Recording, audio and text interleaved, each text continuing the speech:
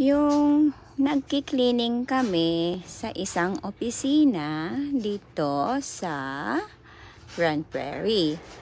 Ayan o. Si Buslot. Ayan. Yan ang gawa niya. Nakaupo lang. As in.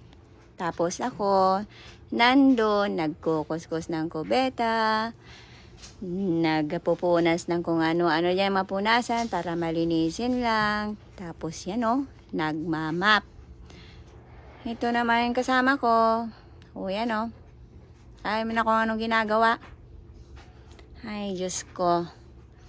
Wala talaga to. Buslot na to. Sa trabaho lahat sa akin. Ayan. $20 an hour na naman yan for 2 hours. So, may $40 na naman kaming dalawa. Ganyan ho kami rumakit dito sa Canada.